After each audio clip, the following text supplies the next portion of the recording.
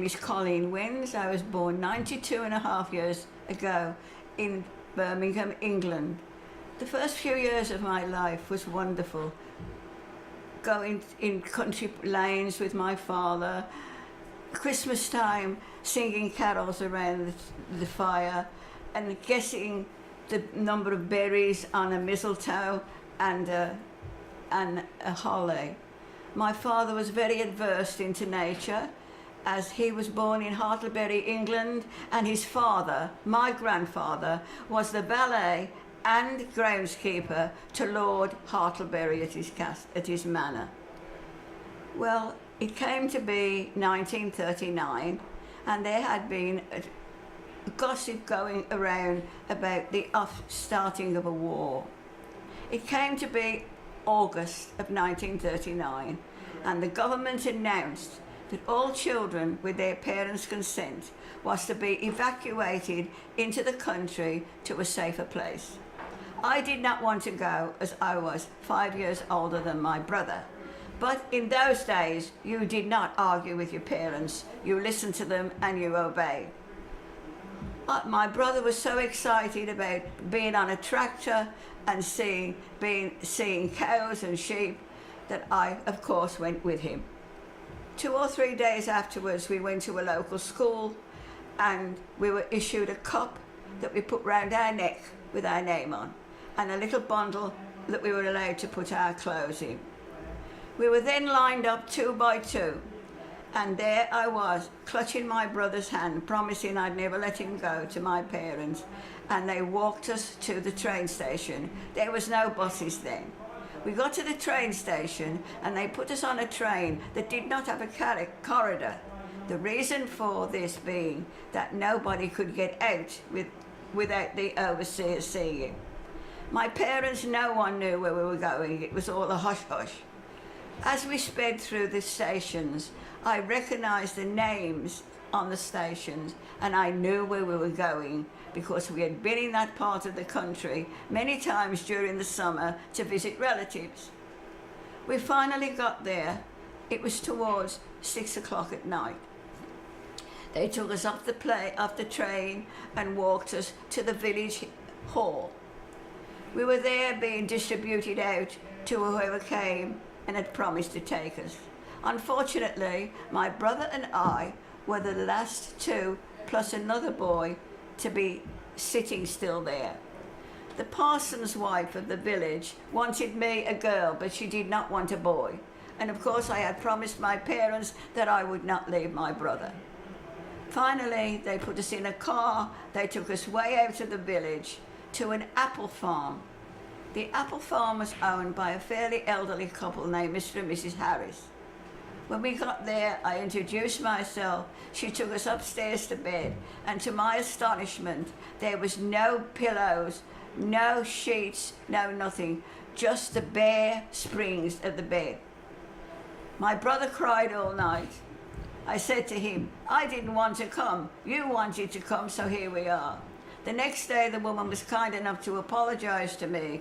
She said, I can see what type of home you've come from, and on went everything on the bed. She took me around to the farm and she showed me what had to be done, because we were not there for nothing. We had to do our work. Every afternoon when they were sleeping, we were assigned over into where they pressed the fruit to make the cider. It was a cider farm.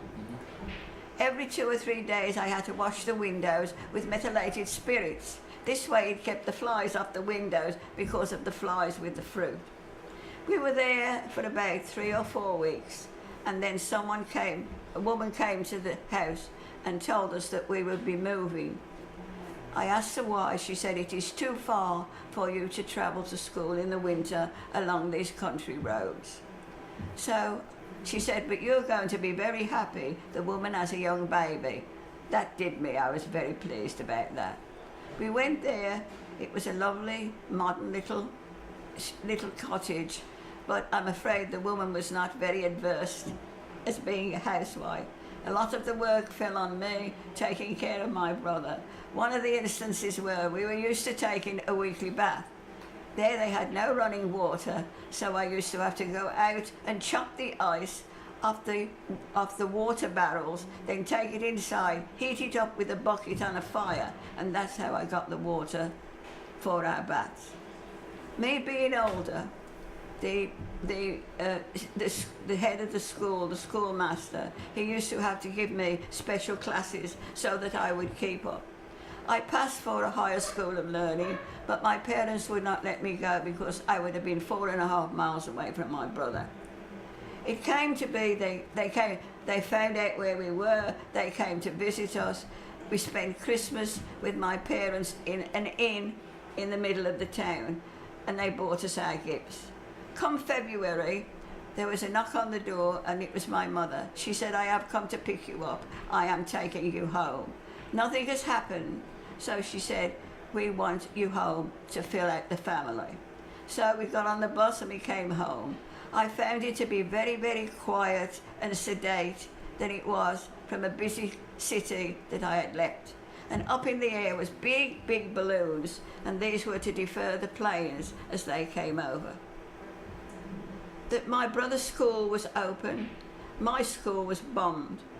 And because I was ahead of with my classes, my mother took me down to a local jewellery office, and there they took me on as a key punch operator. It was called Hollerith. That was the start of IBM. Well, I signed up with the British Red Cross, and I used to go around every Friday night collecting money. My sister was a nurse, my father was in the demolition, AARP. Everybody had to work. My brother, he went from every week he took a wheelbarrow and collected newspapers so that they could be sold for the war effort. Well, things were the rationing was very bad. But the war is a time when everybody gets very, very close to one another and helps one another. And if anyone was in a store and a load of oranges had been delivered, they used to come and run up and down the street. "Hurry up, they've got oranges at Wilkinson's," and then everybody would go. The rationing was 2 ounces of this and 4 ounces for that. We were very, very fortunate. As my father being a country boy, we raised chickens, rabbits, and we also had my cousin who worked for the Women's Land Army. That is a group of women that is sent out to help farmers, and we were able to get eggs every week. In order to save these eggs, my mother being very adverse in this, she went to the drugstore and she bought isinglass. And you put isinglass in pure boiled water, you let it cool. And that is like a portable refrigerator. And you gently load the eggs in, and that you sort of pickle them and they stay. We were very, very fortunate. Well, my brother-in-law went to India. My sisters both got married, and then we had a new little boy, my nephew John. One of the times, then it was all right living for the time that we heard about all the war things and the battles that were going on, like North Africa and things like that. But nothing really was happening to us. Then, all of a sudden, I think it was about 1942, it was towards the fall, and the air raid sirens went. We all looked at one another in bewilderment because we had never heard them before. And we all rushed. We picked up our little dog and we all rushed into the air raid shelter that was in my sister's backyard. It was made of aluminum steel, like a half of a circle. And downstairs it was, my father had made wooden benches and that. We accepted that, but then it became to be a game in the beginning to my brother and I. But then when it became night after night after night, and funnily enough, we got to learn the sound of the enemy's plane engines different to ours. We had our little dog, he was a terrier, Bobby. Bobby, he picked up those engines way before we did. And when he started to whimper, that was when we got into our air raid clothes. My mother had vacuums of hot chocolate and cookies and everything, and down we went. This happened night after night. It was very, very upsetting to hear the whistle of the bombs coming down and then a bang. It was also very upsetting to go to work the next morning and look around and see who was missing. You knew then what had happened. We went on, both my sisters got married, we had the baby, as I said, and then one night, the enemy dropped an awful lot of incendiary bombs. I was in the hallway of our house. It was a Victorian house, and that is where we were told to put our beds and that and sleep in the hallway, as this way there was no windows or anything to hurt us should anything happen. My sister, I had her baby on the stairs with my brother, and my sister was out there with the lid of a garbage can to protect her, putting out the incendiary bombs in the backyard. A knock came on the door, and not far from where I lived, we had a private boys' school, and the headmaster was called Mr. Whitaker. He was not in any form of any facility, like issued any form of a uniform or anything like that. But he knocked on the door, the lights were all put out. My mother came to the door, wished him good evening, and he came in. Well, I thought it was the most wonderful thing that he had done, because he was not anything to do with anything with air raids or anything like that. He had made his own helmet, and it was a hot water bottle filled with water with a tin basin on top of that, tied with a towel. Well, things got to be a little better, and I remember my mother saying, you know, she said, there was an awful lot going on here, she said. The planes were going overhead, and I heard tanks in the street. I said, Mum, are you sure? Because I knew my mother was not sleeping very well, worrying about the rationing. But that was D-Day, and I will never forget that. I went from door to door collecting soap. We did not have enough for the poor boys that were coming back from D-Day. Well, we got over that. And life went on, and we tried to pick things up as best as we could and laugh whenever we could. And then in December of 1944, there was the Battle of the Bulge. And I remember distinctly sitting in the living room listening to that battle on Christmas Day, 1944. In 1945, my mother had a letter from my aunt asking if I could go and spend the Easter vacation with her, as my cousin had just lost her boyfriend. He got killed in the North African campaign. So I went. I didn't know none of her friends or anything, so there was not much entertainment for us at all. So she had heard about this hall where you could go and watch a movie and things like that. So I went and quietly sat by the door, looking around, and there was about 5 or 6 American boys over in the corner. The one came over to me and he said to me, what's your name? And I just told him. So he asked me where I lived. I told him where I come from. But then in the spice of conversation, I told him the factory, the place where I work. Not thinking anything, I went home. 2 or 3 days afterwards, I had a telephone call. It was my husband calling to locate me. Well, anyway, he came home. He was in Kidderminster Hospital, the American hospital, because he had trench rot from being in the trenches during the Battle of the Bulge, and he'd been in the hospital for 3 months. Well, I felt very sorry for him. Well, we dated, and then I got married to him on the Thanksgiving Day. And the children in my Sunday school class was the Guard of Honor. It was very touching. My husband sailed back to the US in the December. It was papers and interviews, medicals, and then finally, out of the blue, I got this bundle of papers from London. It was from the US Army, telling me that I was to report to this certain destination in London in a week. I didn't know really how it came about so quickly. So anyway, I gave my notice in at work. He gave me a letter of recommendation for a job, and my parents travelled with me to London. Both my parents were elderly, and they climbed into the American truck to sit with me, to take me to the boat train in London. We got to the boat train, and the Red Cross nurse asked for a letter that I had recently received from my husband. He wrote regularly, so I had no problem. Got on the train, and when we got there, we had another medical. Then this very tall man, who was not an American, took me to these barracks. The barracks had 50 beds, 25 either side. I couldn't see anybody. And then I walked back and forth, and I noticed some woman's belongings on one bed. So I went and sat on the bed there. I thought, at least somebody must be here.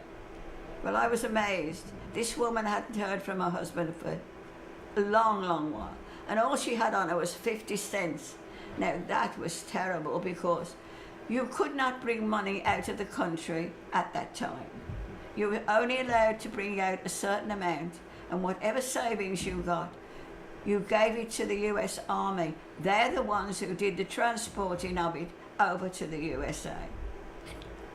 So anyway, we had medical upon medical, and then I turned to the captain, who was the doctor, and I said, "What are we? Something for your amusement? I will not come here again." So my friends that we had all grouped together, we came. They didn't go either. They shipped out the girls that were pregnant, and then I was there about a week, and then we had reveille every morning, just like they do in the service, and then they told us to be ready within an hour. And we were put on trucks and took down to the dock at Tidborough. It was no luxury liner, I assure you. It was painted the battleship grey, and it still had its guns on the front of the boat. It was the USS Marlin. So anyway, the Red Cross nurse directed me to a cabin where there was about 6 girls. There was no ventilation, just an old-fashioned fan, and that's where we used to dry our underwear. But the funniest part was that always sticks in my mind. When we were at that camp, they took us to the laundry room, and you will never believe it. They showed us the iron, and this is where you can iron your clothes. The iron was as big as one of those tables in there, and it was on a sort of a rod. How could we, 80 pounds, who could really push that iron? That was really funny. I never saw an iron like that in my life. Well, getting back, we were on the boat, and finally the boat took off. And I could tell we were not crossing the Atlantic by the way the boat went. We were going to Le Havre in France, and there we picked up a group of French girls. And funnily enough to us, of which we kept very, very quiet about, there was 10 German girls. Now at that time there was supposed to be no fraternisation between the enemy and ourselves, but we treated them just as if they were one of us. It got to be a joke. There wasn't even enough chairs for us to sit on the deck upstairs. So we got a plan, and one of us used to go down and get a quick breakfast, rush upstairs, put our chairs all together, then the others would come up, and then they would bring the one who was upstairs something to eat. We had a terribly rough crossing, terribly rough. The Red Cross came around with wool and asked who knitted, and I said I did. And she said, "Would you like to knit something?" I said, "Yes, I'd like to knit myself a pair of socks. It's so cold." The crossing was terrific. And then one day, it got to be, the sea was calm. And there in the distance, we saw a little boat, well, it looked little to us. Our crew went aboard that boat. It was called the American Farmer, and it was filled with perfumes, nylons, chocolates, things that we had not seen in months. But the rule of the sea is that one ship that carries a United States flag cannot loot from another ship with the same flag. That, in the Brooklyn, when I got into the US, I read in the Brooklyn Eagle 2 or 3 days afterwards that boat was abandoned by the captain and he was up for trial. Well, we did not land in New York. because this boat was attached to the US Coast Guard, we landed at the Coast Guard station in Staten Island. When I got online there to get my disembarkment papers, the man said to me, "I'm glad to get rid of you." I said, "Why, sir? I haven't done anything." "No," he said, "but your husband's been here since 6 o'clock this morning, driving me crazy." Well, anyway, that was the first time I rode on the Staten Island ferry over to Brooklyn, where my husband came from and where he had gotten us an apartment to live. I was not greeted very warmly by his family because my husband was Greek Orthodox, and it was the rule of the family that the eldest one in the family has to wait till everybody else gets married, and my husband was the eldest boy. But I rode the waves and rode the wave. I got a job. My husband was in the fur business, he got a job. Well, anyway, I found out I was expecting my first baby, and they found out that I had got a blood disorder brought on by the change of climate and other things. So the doctor told my husband it would be advisable if I went home, got well, and then I could come back again. But my husband wouldn't think of it. He sold everything up and he came with me. We went back home to England on another boat similar to what I had come over on. The husbands and wives were separated. After all, it was a US Coast Guard boat, and the mast went on the boat. It was, oh, what a trip we had that. Landed there. My parents, of course, everybody was so glad to see us back home and that. I had my baby, a little boy. We did all sorts of jobs. My husband could not get any sort of a city job because he was not a British subject. So anyway, we took care of the church that I attended to as sexton. But I could see we were getting nowhere. I had my baby, and I knew that my husband really, he wanted to be home.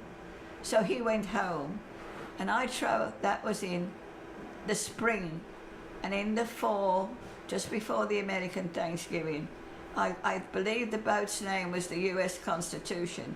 That was only a troop carrier, and it was equipped as a troop carrier. There was nothing, even though we paid as a private passenger, it was not equipped for anything. When I came here, we got to the apartment. I did my duty I'd never seen a stove before like that. Everything was new, but I figured we have to live. I have a baby. We have to do something to keep things going. Finally, I said to my husband, the man whose apartment this was, drank quite a bit, and I felt very, very sorry for my baby. So we went to the US Army headquarters on 7th Avenue in New York, and I told my story, and he said to me, "Sweetheart, I'll get you a place within a couple of weeks." And he truly did. He got me a Quonset hut out in Fox Hills, Staten Island. When we got outside, my husband said, "We're not going." I lived in Quonset huts, and they're not safe, especially when you have a baby. Fortunately, God was with us, and the man who had the apartment died that very day. So we had an apartment all to ourselves, and our lives became so much better.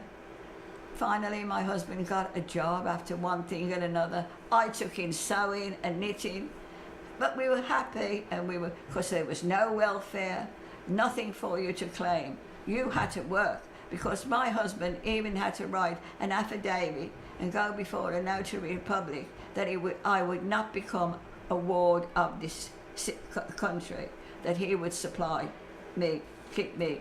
So anyway, finally, after a lot of money worries, but I was having my daughter, and I said to my husband, I said, it's such a shame that the children don't know their grandparents, So anyway, my daughter was 5. My son was doing very well in school. He was one of the first class in New York where they started the individual gifted child class. I was very proud of that. I enrolled my daughter in school, and I will never forget the day that I enrolled her. She looked at the woman who was interviewing us, and she said, "My name is Pamela, and I am half Greek, half English, but I'm all American." I will never forget that. My daughter was in 3rd grade. She was then put into an advanced class. Scouts, this, that and the other. And then when my daughter was, one day she said to me, "Mummy, does my nanny look like that lady over there?" And I realised that she didn't know her grandmother at all. So I belonged to a War Brides club, and they were looking for a volunteer to chaperone people over that wished to visit their homeland. And it was 25 people in a group, and you went free of charge. So I told my husband, I said, "Look, let the children see their grandparents. I'm going free. They are both under 12 years of age and can travel on half-price children's fee." And that's how we went. We had a wonderful time there. Oh, the children loved it, going to farms and this and that. We came back, and then one day I said to my husband, "Don't you think we should try to do a little better in our lives?" So we had read in the paper that they were taking a bus driver's test. So I said to my husband, "Would you like that?" And he said, "Yes." I went out to clean somebody's apartment for $5 and got him the book of instructions to study to be a driver. He passed, God bless him, with 92%, and he was took on as a provisional. From that day on, our lives changed. We started to put our money together. We wanted to buy our own house. We'd had enough of apartment living. Well, in the meantime, I was very active in the schools, and I was president of the PTA of Dewey Junior High School. It was my joy to send them to the Fresh Air Fund camp. I was allocated so many children to do that, to provide clothing for those who could graduate. And I gave the invocation on the one graduation. And my son turned to me and he said to me, "Mummy, you will not volunteer or do anything in the schools again, because if you become the president again, I feel very bad. They expect me to be an ace." And I said to him, "You really feel that way?" And he said yes. So I promised myself that I would not do that. But when I got there, I did go to a PTA meeting, and I found they were a little backward to what a city was doing, but I kept quiet. Well, they had my son. I had such a job getting him into school because he had taken Italian. And when I came here, Port Richmond did not have Italian classes. So they told me I would have to take him to Newdorp High School. We got on the bus, we went over to Newdorp High School, and the length of time it took me to get there, I thought to myself, "Are they kidding?" When I got there, the principal introduced herself, and she said to me, yes, he had taken 2 years of Italian, and therefore they taught Italian, and he could graduate. I said, "He's not coming here." She said to me, "And why not?" I said, my son is slightly asthmatic, and I will not allow him to travel this length of distance to get to school, especially in the winter.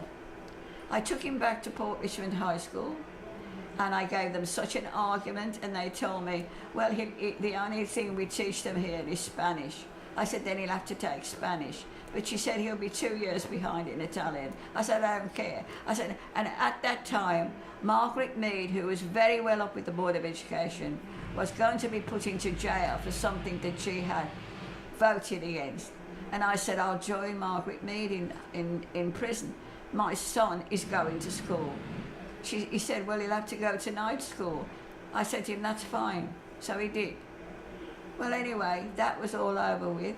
My daughter then went to junior high school, and it was IS 51. And I had a call from the principal. She said to me, "Your daughter already has a 14.0 average."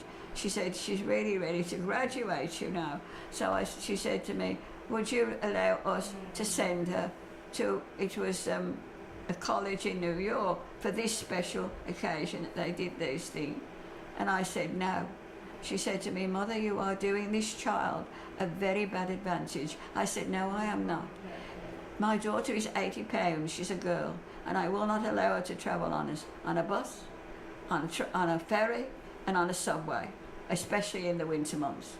If it was a boy, it would be totally different." And I said, "And furthermore, if my daughter is to excel, she would excel in any school she goes to." And she did. She went to Port Richmond. She graduated in the 14th percentile of the country, of which I am very proud.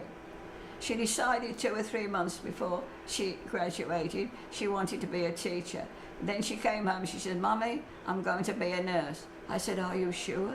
Have you got enough credits?" Well, anyway, she applied in New York, and she went, St. Luke's. It was the last graduating class when she graduated, to graduate, because Columbia University had taken over the school. She graduated valedictorian. She did not tell her father and I, but we were absolutely sunstruck when she climbed up to give the address. And it was a beautiful ceremony. They had trumpets blowing as they walked up the aisle. It was a beautiful, beautiful thing. Well, before she graduated, they sent for us and asked us, it was such a shame for her to just graduate and be a nurse. She really should go on to medical school, and that there was a special program at Massachusetts General if we would accept for her to go. She got engaged. That does not go together. So, anyway, no. She went to work in Staten Island Hospital. She was head nurse on the 4th floor, and then it was then that I had joined the AARP, and they had told us about so many things that volunteers can do. So I went down to St. Vincent's, and the woman that interviewed me was from Bermuda.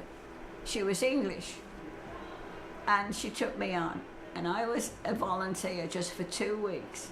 One of the times I did paperwork in the operating room, and another time, which I loved, I worked in the intensive care for the babies. I had a phone call from St. Vincent asking me if I would be interested or available to work at the information desk. I said, "Oh, I don't know if I can do that," because there was a computer involved. So I said, "All right, I'll try it." And I went. I loved it. It was when St. Vincent's was going through their renovation. I worked there for 14 and a half years. I loved the job. How many people I met in stores that used to say, "Aren't you the lady with the smile," when we come in. It was then that the advance was notified by the AARP that I volunteered at St. Vincent's. So the advance came. I have the papers here of where they took a picture of me on the phone in St. Vincent's. St. Vincent's then put me up for the Humanitarian Award. It's a Volunteers Humanitarian Award by a doctor, Dr. Leeson, I think. I have it right here. And I got that award. They gave me that in Bailey Seton Hospital. Then after that, I got notified by the AARP that I had been put up for an award for my work by Community Board 1. And that was sponsored by the telephone company. I got that award at the country club up in Toad Hill. Then I received another thing from my church that I was receiving, of which I was active. An award which was the highest award for Methodist. I took that award, and then during the years working at my church, I have got one for 53 years of service. I have got one for Leader of Women. I have got one from the Council of Churches for my work in the community. I'm very proud of those, but they are plaques up on my wall. And the award that I got, the Humanitarian Award, was a chrome plate. I kept my work up at unfortunately, very suddenly, I lost my husband. So I relied on my volunteer work to keep me well. I was very happy that I had these things to do, and every day when I left, wherever I was volunteering, at the church, I used to take care of the elderly.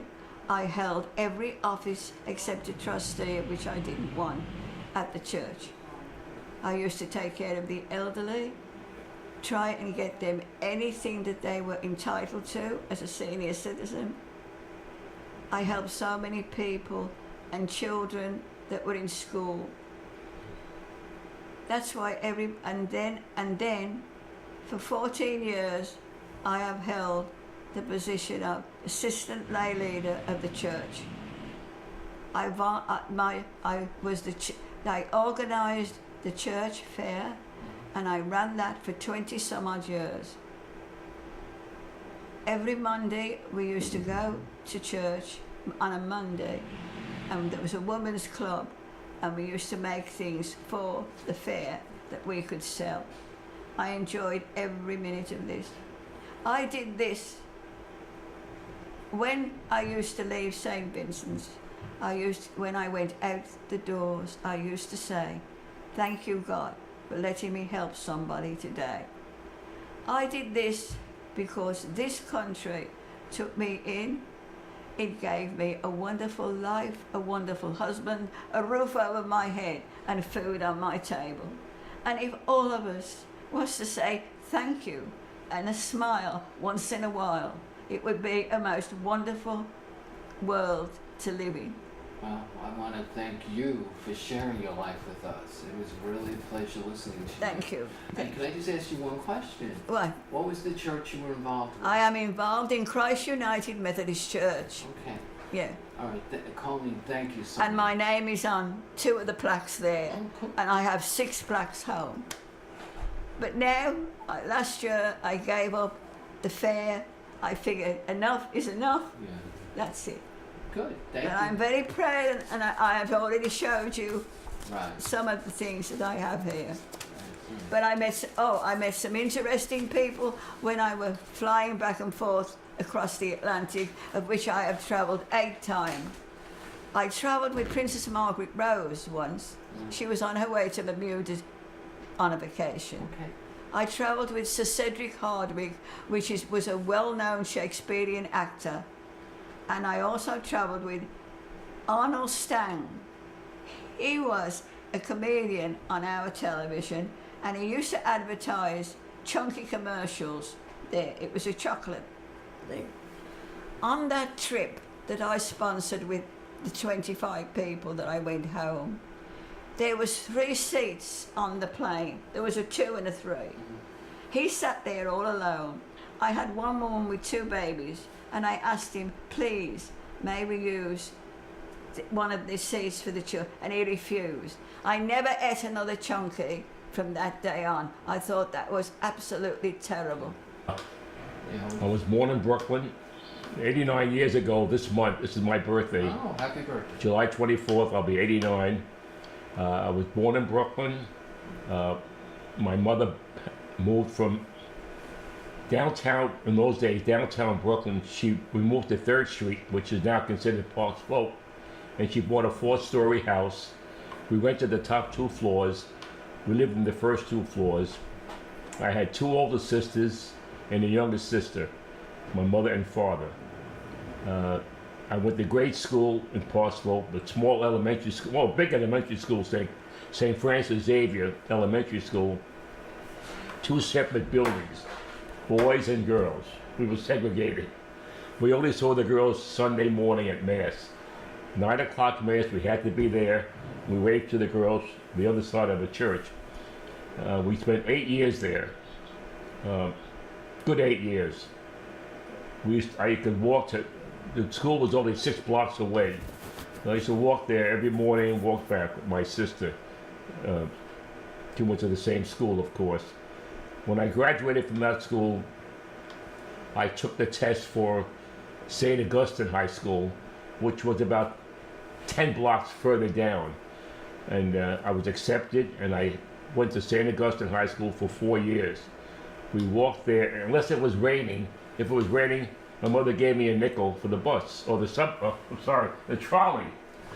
Of course, we used to keep the nickel and walk in the rain anyway. We didn't tell my mother that. But I went to 4 years of high school in St. Augustine, taught by Christian brothers. Basically, they were Christian brothers. We had some lay teachers. It was a very full academic program, and all of us were expected to go to college. Don't forget, this is in the 30s and early 40s. So we were all expected to go to college after graduation. We had a pretty intense schedule. We took French and Latin. We had no choice. Latin and French at the same time. 4 solid years of math, 4 English, and religion every day. We had religion once a week, I guess. I forgot now. And we had no gym to speak of. It's a tiny gym. But we had good 4 years. When it came time to apply for college, for some reason, I applied to Columbia. Don't ask me why. An Ivy League school, first generation. My father and mother came here from the old country, which is Syria, Damascus, Syria. We were a minority in Damascus because it was basically a Muslim, even it still is, mainly a Muslim country. But we were Catholic, and our Catholicism goes back many, many years, I understand. But my faith was deepened in St. Augustine High School. Went to Mass every morning before we started school. The church is beautiful. It's still there. The high school closed many years ago. Anyway, I applied to Columbia for some reason, and I was accepted. My mother could not afford to board me there, but she was able to afford the tuition, which was quite expensive in those days. After all, it was an Ivy League college. And here I am, first generation, going to an Ivy League college. I went to Columbia. The first 2 years, I did very well, got all A's as a matter of fact. Then my sister died. My older sister died, and my mother sold a house in Parslow, and we moved to Bay Ridge. I took a year off from college. I got permission to take a year off. I worked in a bank for a year. A lot of fun, not much money. Wall Street. Well, I went back to college my 3rd year because the war had started in Korea in 1950. I said, I better get back before I get killed and being drafted. I never finished college. So I went back to Columbia, 3rd year. I did my 3rd and 4th year, finished with all A's. I was very lucky. I was awarded the Phi Beta Kappa key, which I still have. My mother didn't know what it was. She said, "Oh, you got a gold key." I said, "Mom, it's a very prestigious," I didn't use the word prestigious. It's a very big award, I told her. I was awarded that at graduation. They called my name up and gave me the key, which I still have. After college, I went down to the draft board. I said, "I'm not going for my master's now." They said, "Oh, you're not? Well, here's a rifle. You're in the Army now." So I was accepted to the Army. I didn't tell my mother this because I would have been deferred because my mother had no other son. I was the only son in the family with 3 sisters. So I think I would have been exempt from the draft, but I wanted to serve. For some reason, don't ask me why, I wanted to serve. So I got drafted, went down to the Army. They sent me to Fort Dix. We had a very intense 4 months of basic infantry training. They keep telling us, "You're going to Korea, you're going to Korea, you're going to Korea." So that's what we trained for.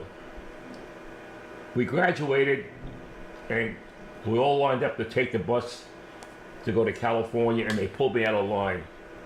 So "You're not going with the class." I said, "Why? I've been with them for 4 months." They said, "You're not going. You're going to OCS." I said, "What?" They said, "You're the only college graduate in the whole company. You are going to OCS, Officer Candidate School." I said, "Okay. So where do you want to go?" I said, "You have to pick three branches." Well, the infantry I just graduated from that. I didn't want that anymore, so I picked that as number 3. I picked the first one as engineers, second was artillery, third infantry. You had to pick infantry as one of them. Well, they accepted me down in Fort Belvoir, Virginia, and I got into OCS. I was 24 by then. I was old for military standards. I hated it. Everyone was 19, 20, 21. After 7 or 8 weeks, I said, "I want to get out of here." I went to the Lieutenant Colonel. I said, "Colonel, I don't want to stay here." "Oh, right. You're a college graduate, Columbia." I said, "I understand." You come back in 3 weeks. If you still don't want to go, we'll discharge you. I did. I went back. I said, I still don't like it. I said, okay. How about staying here? Or go to, you had your choice. Staying here, working in the office, or go to Germany. You're not going to Korea. I said, what? Well, being a dummy, I called my girlfriend up and my mother. They said, you better stay right where you are. You're not going to Germany. So I didn't go to Germany. Anyway, I came out of the Army. I got my master's back in Columbia. I got married the month I came out of the Army. I got married. My mother gave me a room in her house. We had a 2-family house in Bay Ridge. She was rented. She didn't know. My sister lived downstairs with her husband and 3 children. I lived upstairs with my wife and my mother and my sister. She gave us a bedroom. And that was it. I came out of the Army. I got my master's, and I started teaching. My wife, in the meantime, took care of the baby. We were gonna wait to have a baby for 3 years. We had a baby in a year and a half. I don't know how it happened, but we were very good. That's a long story. But we did have a baby in a year and a half, and my wife was ecstatic. She's from Poughkeepsie. She came down. She went to school in Boston for 2 years. Then she came to New York to go to school here. She met me at a church fund, and that's how we started dating. Anyway, we got married. We had a baby. I started teaching, and I kept teaching. We kept having babies. I had number 2, then I had 3, then I had 4. We finally had 5 kids. By that time, I was a little worried because we were making what by that time, I was an assistant principal, and even then the pay was not too good. But my wife was a good manager. We couldn't go out much, we couldn't afford it. But we were happy. She had a sister a few blocks away, 2 sisters from Poughkeepsie a few blocks away, so we had a very close knit family, and we had a lot of friends. And that was the story of my life until I retired at the age of 55. That's all I wanted because I couldn't take I loved the kids, and they loved me, but I could not take the teachers anymore. They had a bunch of draft dodgers to avoid the Vietnam War. I did not like that, but that was their problem. I came out of I retired from the school, and I got a job in a company in Manhattan that taught locksmithing, believe it or not. And I was like a personnel guy there. And when the kids graduated after 3 months, we give them a little diploma. And I would give them a little pep talk, how to apply for a job, what to say, and so forth. And then the school folded up, and the guy who was there with me called me up and said, Al, I got a new job, they want you there. It's a medical school, a foreign one. They're based down in Dominica. I said, Dominica, where's Dominica? It's in the Caribbean. Okay, so I went there. They accepted me, they loved me, and I stayed there for 12 years. I loved the school. It was great. I used to deal with these young students. They were terrific. Then I finally, my wife by that time was very sick, and she couldn't walk anymore. She had developed a rare illness. So I did retire at the age of 72, I think. Take care of my wife. By that time, all the kids had left. We were alone in this big 2-family house. I rented upstairs, and then my wife said, let's move to Staten Island. We had one daughter living here. So I said, okay. We sold the house, moved to Staten Island, and she was in a wheelchair by then. I took care of her day and night. 6 years ago, she passed away, and I'm still here in Staten Island. My daughter lives about 5 minutes by car from me. 20 minutes we walk it. So she's very, and that's it. And I come home every night from the center. I work around the house, work in the backyard. I have a little ranch we bought. We bought high, but it didn't matter because I sold high. So the house I bought was selling for $15,000 back in 1960. Wow. 15,000. If I tell you what I paid for it, you'd have a heart attack. So I won't tell you. But it doesn't matter. It's Yeah. gone. It's that's beside the point. It's water under the bridge or over the bridge or something. That's it. So I'm still here in the center. I come here at least 3 times a week. When I had my car, I used to come almost every day. I wrecked the car 6 months ago, and my daughter would not let me buy another car. She said, "Daddy, you're it. That's it. That's an omen. No more car." So I get around with her. We chase her to church on Sundays. We go shopping together. I use Accessoride. And I have taken the bus once. That's the story of my life. My name's Liz Whalen. I was born in Manhattan, St. Vincent's Hospital. I was then put into the New York Foundling Hospital, where I was adopted first I was given to one couple, and they found out they were going to have a baby, so they brought me back. I was then adopted by my parents, Helen and Fred Jaeger, and I was very blessed to have them as my parents. They're both deceased right now. But I found out when I was 4 or 5 years old that I was adopted. And I always felt that I was very special, being adopted. I never made a big thing about it, but it was the most important thing for me, that I knew that somebody cared about me. I found out about my birth mother. Her name was Catherine Hoffman. Unfortunately, she died in 1974. And I unfortunately never got to meet her. My birth mother was not married to my birth father, and she was 39 when she had me. She lost her father when he was 25 years old in the coal mines in Pennsylvania, and she just couldn't take care of me, so that's why she put me in the New York Foundling Hospital. And I went back every year. My mom took me every year and sat on Cardinal Spillman's lap, and for Easter and all that, it was very special. And when I was going to get married, they told me that I might not have children because according to them, my birth mother died of childbirth, which I found out later on, years ago, that wasn't true. So I went to the Foundling, and the nun that gave me to my mom and dad, I went to speak to her. Now, she hadn't seen me since I was a little girl. And she comes walking in the room. She walked right up to me. Now, my girlfriend was sitting next to me, and she walked right up to me, and she says, "Hi, Elizabeth, how are you?"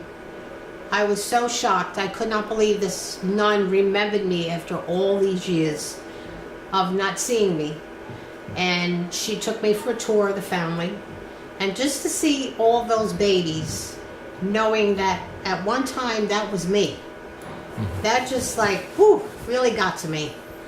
But eventually I got married, and I have 4 children, 49, 47, 45, and 43. I forget now, but they're all grown. I have 8 grandchildren, and I have a granddaughter that just got married in May, and she's going to be a dentist. But I've been very blessed. I've had a wonderful life. I've had some struggles. I lived in Florida for 26 years, and I came back. I just couldn't stand the heat anymore, but my uncle had left a house to my mother, and my mother got Alzheimer's, and not knowing my name was on my uncle's will, her brother came down and decided he was going to take co-ownership of this house, conned his own sister into signing the house over to him, and put me and my 2 boys, because my 2 boys went with me down to Florida, and my 2 girls stayed here in New York. And I lived in a car for 6 months. Wow. That was the hardest thing for me. That was the hardest thing for me. Felt like I didn't do the right to my boys. And their father and I, of course, were divorced at the time, so he felt that they should come back to live with him. And my boys, God bless them both, they did not leave me. They both stayed with me. They were 15 and 13 when we went down there. But that was the hardest thing for me. 6 months living in a car with a dog yet. That was rough. That was rough. Imagine. But I survived it somehow. You know, to this day, I count my blessings every day that I'm able to walk around and still know that I made it. You know, it's been very difficult. The one thing that has been hard for me is that I know my birth father's name was on the birth certificate, and I cannot find out who it is. I've contacted one of the senators in New York, and they told me to check a registry. But if my birth mother died in 1974, there was no such thing as a registry back then. That didn't start until sometime in the 80s. So, but and some lawyer told me that I'd have to pay $5,000 for my own information, which I don't think is right. That's not right. This is mine. I don't care if it's a closed adoption. I'm 71 years old, and I should know this information. I could have siblings out there, you know, on my birth father's side. My birth mother, I know, never had any more children. It was just me. Lucky me. But I'm just blessed with the life that I have. You know, I have wonderful friends that I've had in Florida, and my friends up here in New York, and I'm just happy, you know, that I survived everything. But it hasn't been easy, let me tell you. But the nicest part, knowing that I had a mother and father that really cared about me. I wasn't spoiled. That's one thing. I was never spoiled. My children would go in the store and they'd say, "Ma, I want that, I want..." I never did that. My mother bought me my Christmas presents, my birthday presents. I used to snoop and try to see what my mom had got me for those holidays, but I just wasn't spoiled, you know. I didn't look for anything. But to this day, I feel like I'm a very blessed person, you know, to have the life that I've had. Okay. So let me ask you a question. Yeah. Do you have siblings? I mean, No. No. I don't have, none that I know of. Yeah. All right. You don't even know, as your adopted parents, there were no. Yeah, they didn't. My mom who adopted me and my dad, they couldn't have any children. Okay. So I was the only one. Okay, you were an only child. Yeah. Totally. It gets lonely. Yeah, I get. I don't know. I got. There's 3 or 4 of us. Yeah. So, what was it like? Where did you grow up? I mean, I grew up in Brooklyn, in Ridgewood. Ridgewood, Brooklyn. We had an attached home. It was very, very nice home. Very comfortable. Middle class, my mom and dad, you know. And I had great friends. I would go to Greenwood Lake in the summertime, sometimes to Patchogue for the summer with my mom's neighbors. So, you know, I always was lucky to have something like that, you know. And unfortunately, I knew somebody that lived up the street from us. That was Joe Bonanno, the gangster. Thank God he's not around anymore, but he knew me as a kid growing up. But it was nice. I liked Brooklyn. It was good. But I like Staten Island. I lived in Colorado. My oldest daughter was born in Brooklyn, Colleen. My second daughter, Denise, was born in Colorado. And my 2 boys were born here on Staten Island. Nice. So you had your girls first. Yeah, my 2 girls and then my sons. Oh, cool. Colleen, Denise, Chris, and Tommy. Well, let me ask you, how'd you meet your husband? At work. I met him, and I worked in the building next door to Radio City Music Hall. And I met him at the job. And I was married to him for 17 years, and we got divorced. Okay. Cool. And then I moved down to Florida in 1989, and I lived there for 26 years. It was nice, but the heat, too much heat. Okay.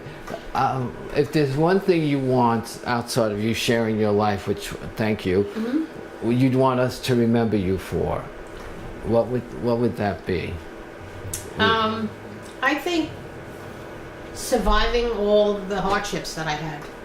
You know, it was hard, you know, but the worst part was that living in a car for 6 months. That just preyed on my mind, you know, having my 2 boys, and I felt like I did them wrong, you know, and I always felt guilty about it. My son's like, Ma, you know, it's not your fault.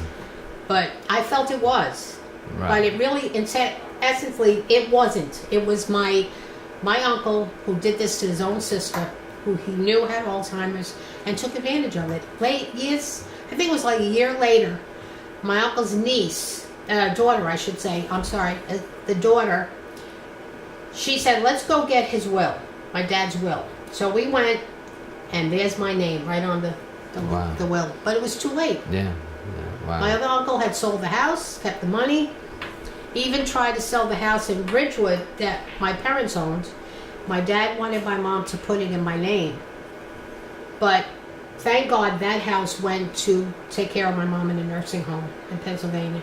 And that's the other thing I missed. I never got to go to my mom's wake because I couldn't afford to go, you know, from Florida to Pennsylvania for her wake. Okay, I'm 88 years old. I was born in Sayreville, New Jersey. I'm the oldest of 5 children. I was raised by my grandparents. I was born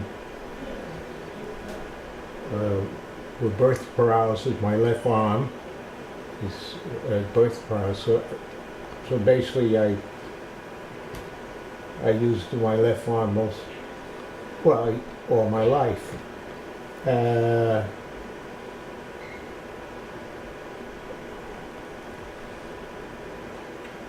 Like I said, I was raised to my grandparents until I was to the 8th grade. Let me see if I can help you out. Yeah. Where did you grow up? Where were you born? Sayreville, New Jersey. Okay. Sayreville. I was in Sayreville. Yeah, I think it'd be best if you ask questions. Yeah, I'm going to. Go Yeah, ahead. I realize it. Yeah. So yeah, tell us about, you know, growing up in Sayreville, New Jersey. Give us a little history about that. What your life was like back then. My life was going back and forth, getting treatment for my arm Okay. because of the paralysis. It was 2 days a week, Tuesdays and Wednesdays. So schooling was hard. It wasn't hard. Basically, my aunts helped me with learning. Okay. Cool. And so 2 days a week I went getting treated, and I didn't really go to school until I was at 8th grade. And this was after my grandfather got sick. Then I went to live with my mother and my stepfather at that time in Perth Amboy, New Jersey. And then from there we moved to Staten Island in 1943. And from 1943, then I went to Tottenville High School. Mm-hmm. And the first year or second year in the high school, my grandparents brought me back to New Jersey. Mm-hmm. Then I got operated on my arm where I could make use of my arm. This way I could lift things, and then I was able to take part in sports. I could play baseball. Oh, you play baseball? That's cool. Yeah, and I went to Tottenville High School, and I was on the baseball team. I was on the track team, and I was in the Boy Scouts. And I graduated from Tottenville High School February of 1950. Oh, yeah. Meanwhile, I had a part-time job working in the school system under a custodian engineer. Okay. And so in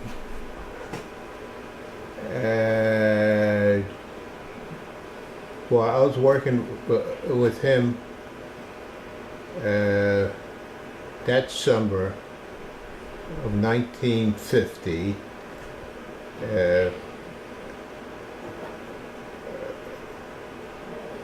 While working with him, the supervisor of the custodians of the school system in New York system in the borough of Brooklyn and Staten Island, Mayor LaGuardia, when the city of New York came up with the health insurance plan for city employees. This was just for city employees.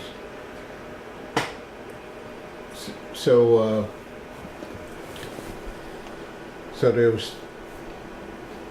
they had this plan. So they need buildings and they got together with Right. Okay. they had what they call medical groups, and so in June of 1950 they came to Staten Island, but they need someone to take care of their buildings, take care of the building. So the guy who's I'm trying to get. No, take your time. Yeah, no So pressure. the guy who was supervisor of the custodians of the school system in Brooklyn and Staten Island, he was there at this school where I was working, PS4, with this engineer. So he was telling everybody about this medical thing for city employees, and they're going to open up a place on Staten Island, and they need someone to take care of the building. So the guy I was working for, he says, "Here, you got the guy right here." He says, "Yeah, I know this guy."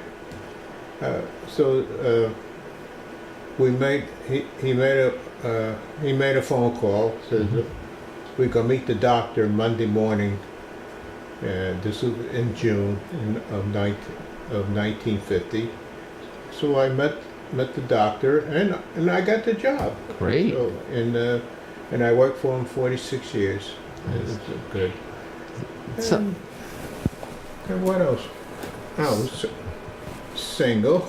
okay, you're single. And I like cars.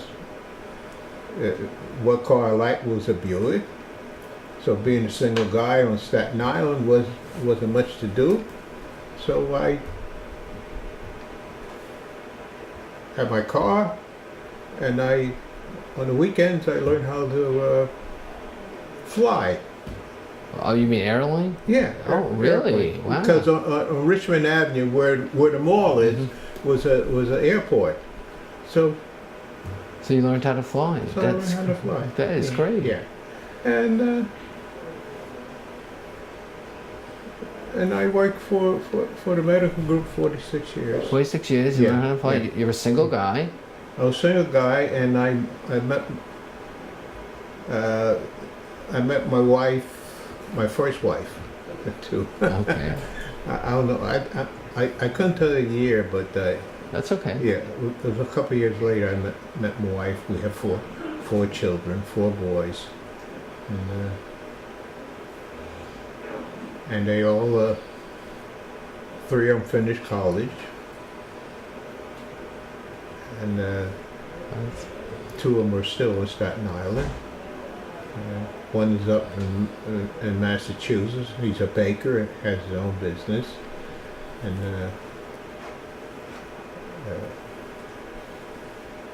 the oldest guy is a manager of one of these health, the Chelsea Piers. He managed that. And my youngest son, he went to Wagner College. He was on the football team, was captain of a football team. he taught at McKee High School, and he stopped because the behavior of the children in the school. He says, Dad, I can't do it. I'm gonna hit one of these kids. I'm gonna be in trouble. You know. So my second son worked for the banks. So he lost a job in the bank. He joined the post office, and so the guy who's teaching and the guy who worked for the bank, so they both work for the post office. One is what else can I tell you? Well, I was going to ask you, have you did you have any hobbies or anything you liked doing growing up or do now? Well, it was the Boy Scouts and sports. Oh, okay. I played softball, and I played basically it's softball, and I collect coins. So, why don't you share with us how you met your first wife, the one you had the 4 boys with? I was working at the group, and one of the nurses says, I want to introduce you to someone. And it was a nurse that, the first wife was a nurse that worked at Bellevue Hospital in pediatrics, and she was from Baltimore, Maryland. Well, this weekend I just came from their family reunion. Oh, no. Yeah. Well, she passed away in 20. We got a divorce. Right. You know, because after she married me, she was on Staten Island, and she was really by herself, and she ended up. And you fellows Jehovah's Witnesses? Okay. Huh? Used to be. Well, she was by herself, and I was raised Baptist, strict Baptist, because my grandparents, and I didn't see myself being Jehovah's Witness. So she divorced me. Now, how this came about, are you fellas from Staten Island? Yeah. You know what Toad Hill Projects? Oh, I grew up in there. You grew up in it? Well, you know it's up there, and there's away from you really need cars, away from everybody. So she's up there by herself. That's how she ended up being a Jehovah's Witness, because there was a family named Johnsons, and she didn't drive, and I'm the only one drove. And that's how she. So I call myself getting away. So I moved to Amityville, Long Island, and when I got there, they came out of the woodwork. We ended up having Tuesday. Remember the Tuesdays they have certain. There's a program that they do on Tuesdays. Yeah, and then they have on Saturdays they did their like field work. Yeah, so I worked late on Tuesdays so she could do it. So one day I came home. My oldest guy, he was young. Usually he opened the gate so I can drive the car into the yard. So I came, and Harold wasn't there to open the gate. So I got out and opened the gate, and I drove in. And then when I was walking towards, around the back of the house, then I look around. The dog wasn't there either.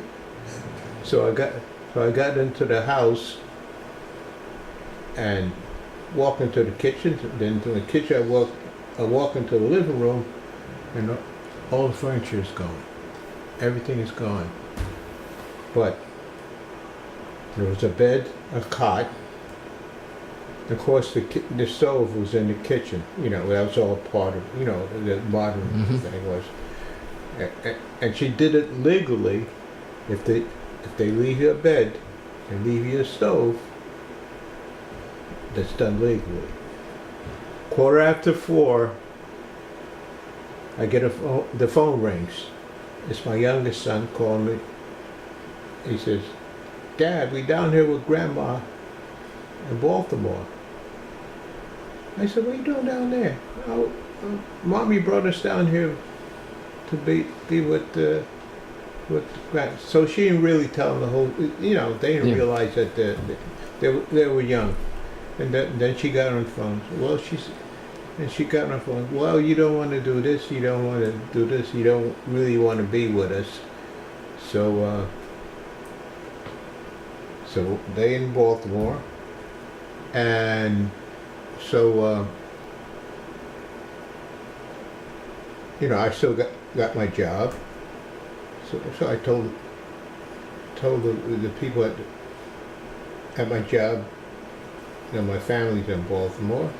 So every payday, it was just a couple of paydays. I went down, gave them, my money, because Right. I was brought up, the guy, take care. So I don't know. I made a couple of trips down there, every payday. And my job helped me get a part-time job, so I can live on my part-time job here. And so I gave up the house in Amityville, and I moved into a room here in Staten Island. Wow. Yeah. So one of my trips down there, I get to the place where they live, standing in front of the gate, and I don't know, marshal, sheriff, or something, whoever it was. And he says, "Where you going?" I said, "I'm going in to see my family." Well, he didn't stop me, so I went in to see my family. And my wife at that time says, "What are you doing here?" I said, "I came in." She said, "You're not supposed to be here." I said, "Why not?" "You're not supposed to be here." And I must have got mad or something like that. And my boys, they came to greet me. I says, "Get your stuff." I told the boys, "Get your stuff, pack your stuff, you're coming back with me."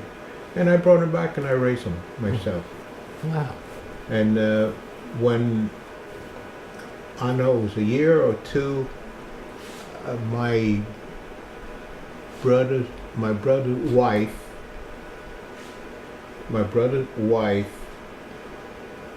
well, she helped me get a place.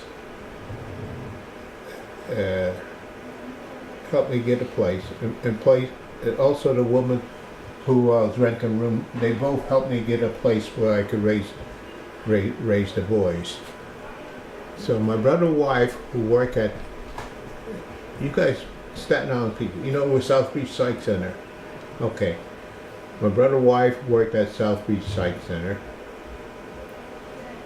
So she, you jazz guys? You guys like it? You don't like jazz? Well, I do. Okay. So my brother's wife liked jazz. So not to have the kids all the time, we went to different,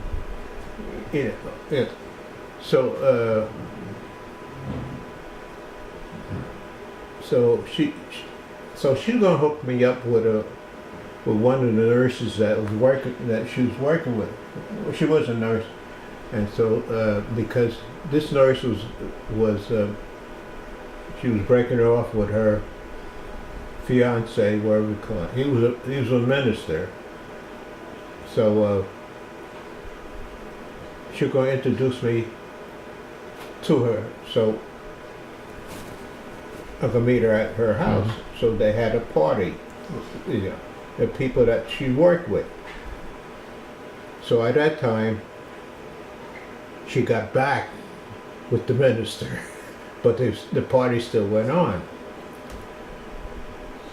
So we attended the party, and my second wife was there. My second wife, I said to my sister-in-law, I said, "Who's that?" And she says, "Harold. She's getting divorced, or she got a divorce, and she's moving south with her father." All right. So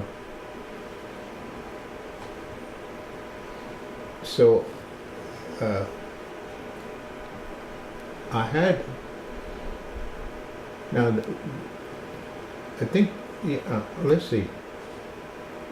Dawn had I had a date with the lady that's was gonna who was with her with the minister, you know. So I had one or two dates, and then they got together. Meanwhile, I had dates with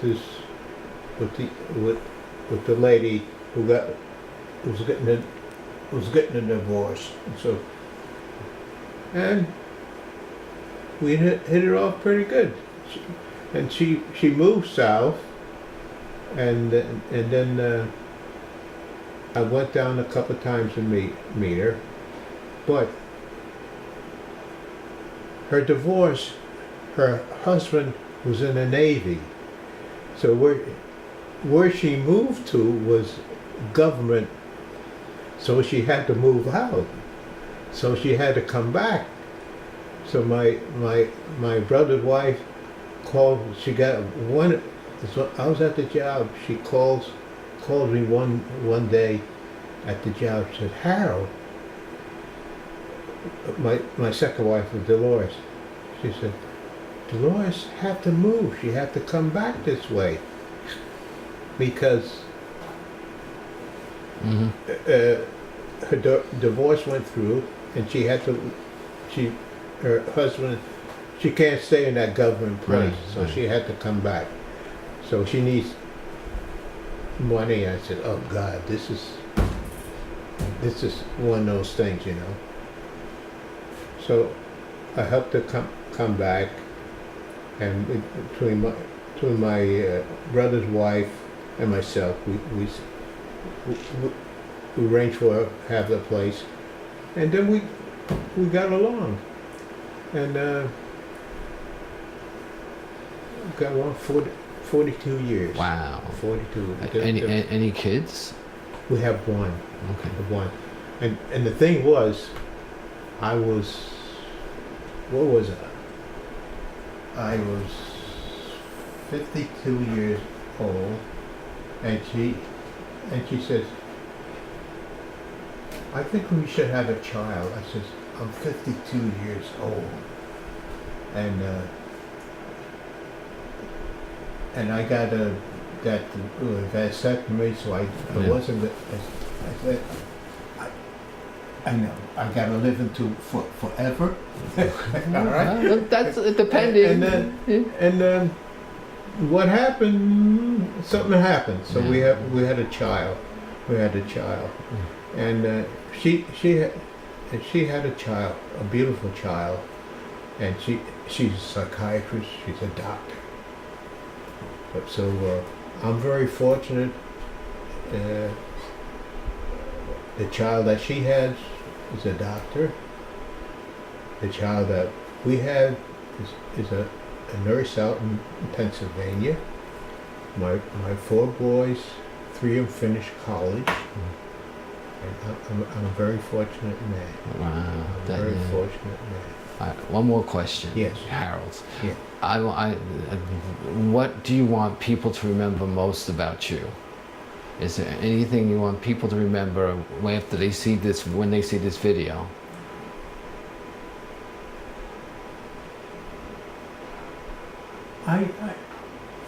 No. Okay. I don't care. All right. Well, I mean, with my 4 boys, and the second, both, you know, okay. both of the first wife, wonderful person. The second wife, wonderful person. Yeah, and they're both. The second wife, She had a bad heart, but she died of they both died of what the women with the, what's the name, cancer. They Oh, both, yeah. both died Okay. of that kind of. And, no, Okay. no, my, You seem like you had a very blessed life. let me tell you, Yeah. let me tell you. Okay. That's And if you was with me when I was young, you guys really enjoy because I'm a jazz guy, and then like and I play sports, and on Fridays and on the weekends, the guys I hung out with, we went to Philadelphia, went to Atlantic City, and the best jazz thing I saw Ella Fitzgerald, Wow. Lionel Hamilton, and there was one other guy for $4. Will you believe that? yeah. And I used to go go in the city, the jazz places. I wasn't a drinker, so I could do